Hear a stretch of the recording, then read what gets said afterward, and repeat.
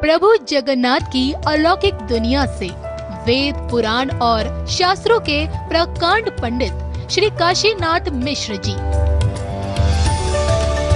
इंसानी रूप में महाप्रभु के इकलौते ऐसे परम भक्त हैं जिनका संपूर्ण जीवन भारतीय संस्कृति और आध्यात्मिकता को एक नई दिशा देने के लिए समर्पित रहा। आज भी इस जगत को इस सत्य से अवगत करा रहे हैं कि ईश्वर सत्य है, आत्मा सत्य है, मोक्ष सत्य है और इसी सत्य के मार्ग को दिखाने वाला धर्म सनातन अनादिकाल से चली आ रही एक ऐसी अविरल परंपरा है जिसका अनुसरण करके ही आने वाले संकट से स्वयं को बचाया जा सकता है। वेदों का सार श्रीमद् भागवत गीता हो या फिर सतयुग से कलयुग तक की भविष्यवाणियों का अमूल्य संग्रह भविष्य मालिका पुराण, वर्षों का अध्ययन और महाप्रभु की दैवी कृपा से मिली दैवीय शक्ति से परिपूर्ण पंडित श्री काशीनाथ महाराज आम जनमानस के अंधकारमय जीवन को सत्यता का प्रकाश दिखाने पहली दफा आ रहे हैं अपने सुविचारों के साथ आपके संस्कार चैनल पर। जय जगन्नाथ।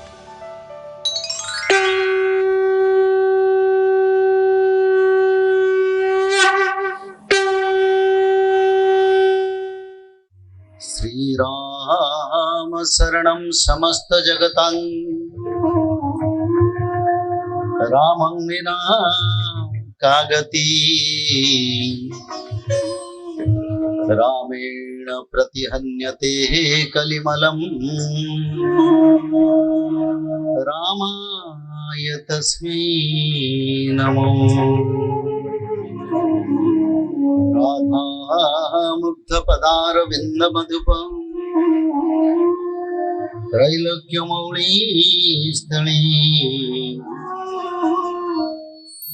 निपत्य चित्त नीलरत्नमवनी धरा भारान्तक स्वच्छंद ब्रज सुंदरी जनमन स्तोष प्रदो सुस्त्री कंस ध्वंसन धूमकेतुरवतुन त्वं देवकी नंदनम त्वं जसुदा नंदनम वंदे देवं उमापति सुरगुरुं वंदे जगत कारणं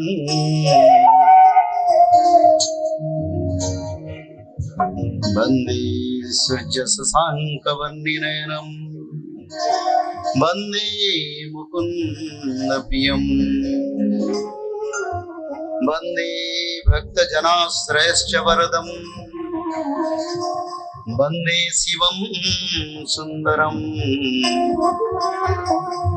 वंदे भक्तजनाश्रयश्च वरदं सत्यं शिवं सुंदरं।